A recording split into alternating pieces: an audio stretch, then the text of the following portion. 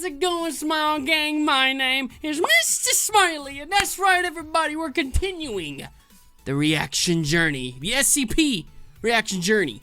And I have a couple of them here that I'm going to be doing for you guys. Hope you guys enjoy. You guys have been really enjoying the SCP Containment Breach series that I've been doing as well. If you guys haven't gone and seen that, go check that out. It's really good. Get to see these SCPs in action. So it's really, really awesome. I've had a couple of reaction requests I'm trying to get to and all that too. So yeah, I'm just working on them and everything. So thank you guys so much for being patient on that as well, because I've gotten so many.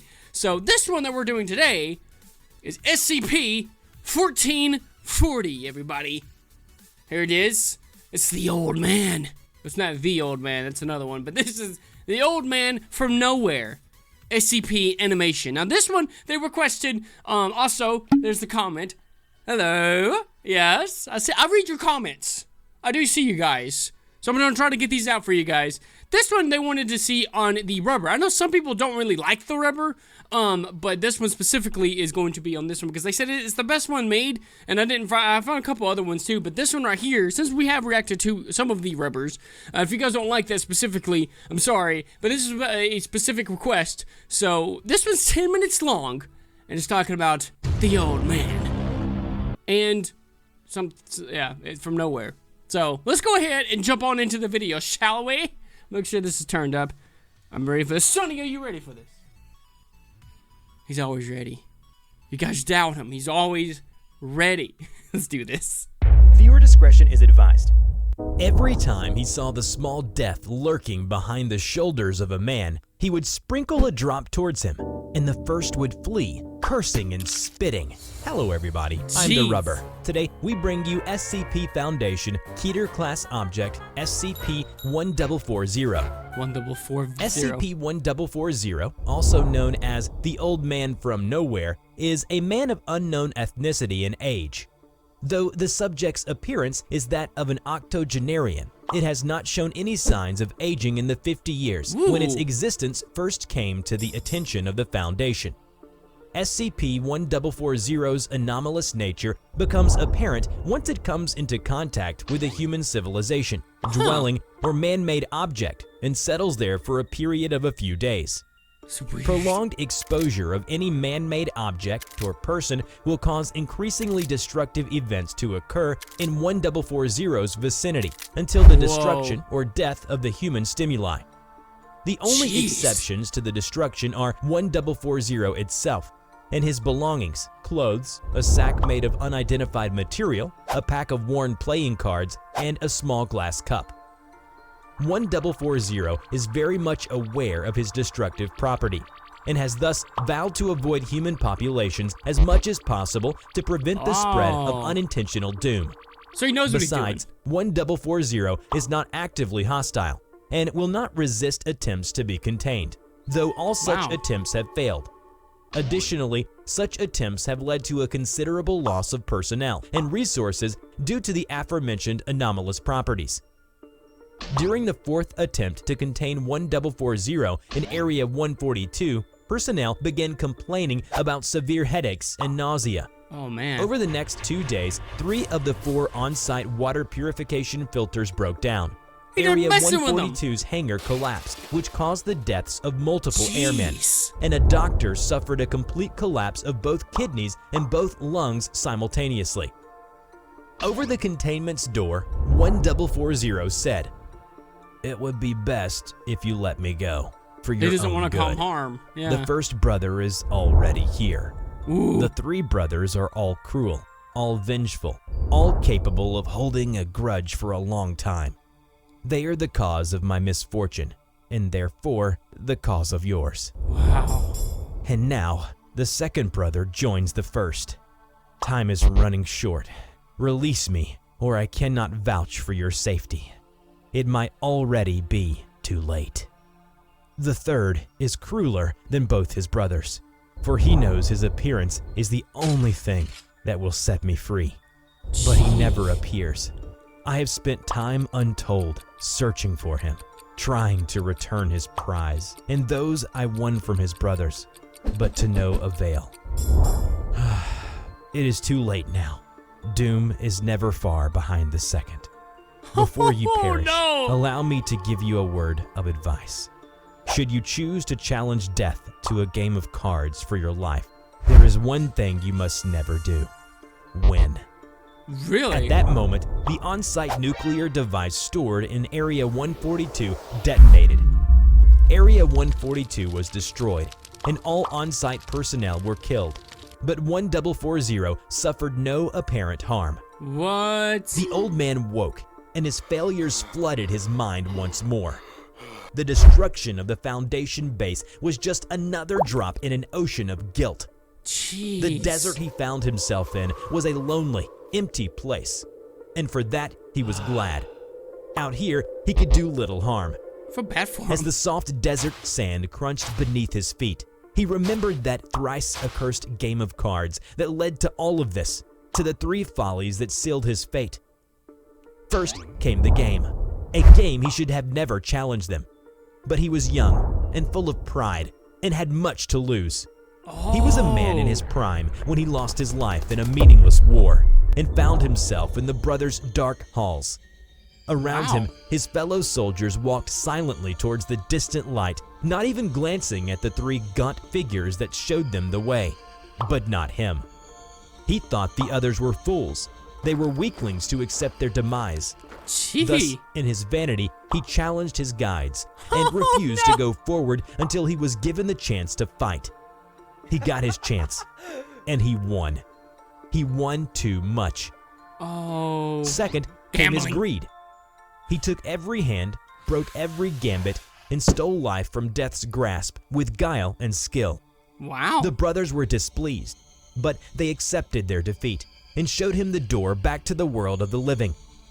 As he stood at the exit, he suddenly thought to himself, why stop now? Why settle for life when he could have glory, power, immortality? Ooh. He turned and sat back at the table, and he won again, and again, and again. 3 prizes he won from them: the cup, the cards, and the sack. Ooh, they were the brothers' prized possessions, and they offered him much if he would only return them: wealth and luck and health and glory. But he wanted to humiliate them, to make death grovel before him.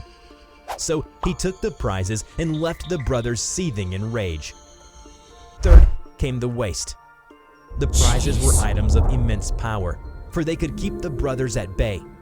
The first cup held the elixir of life, and a drop of it would banish him, saving even the sickest of men from his grasp.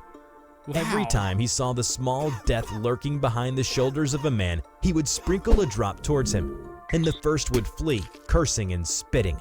Wow. A drop seemed like such a small thing, and the cup held so much water, so he used it carelessly. He banished the first from those too old or frail to keep on living, and from those the first rightfully owned. Eventually, the cup ran dry. When his wife began wasting away from the consuming illness, he had no water left for her. Bless. The first sneered as he took her away. The second prize was the cards. With the cards, he holds the power of the great death at bay. When war was brewing, when man turned against his brother, he was there to challenge the second and turn the tides of fire and steel. But like the waters of life, the cards of fate were wasted. They became more worn with every passing use. Eventually, the second refused to heed their call. He watched the world plummet into wars greater than he could ever imagine. Wow. Watched millions die for nothing in the mud. The second laughed when he took them away. The prize of the third was the greatest. The sack of the all-death could hold anything within it. It could contain even the greatest catastrophes. It could stop even the direst forces from ever releasing their fury upon the earth. That's insane to think about, though. He curbed the fury of storms, drowned fires that threatened to consume entire cities, and held creatures so unnatural and fell it was clear that their origin was not of this world. However, he used the sack as foolishly as he used the other items. The sack still held one last use, could hold one last being. In this search for the third, he saw the forces of darkness grow even stronger. Oh no! He saw brave men and women like those of the Foundation risk their lives in order to contain them. Yet he would not spare the last use of his sack. It was all he had left, his final hope.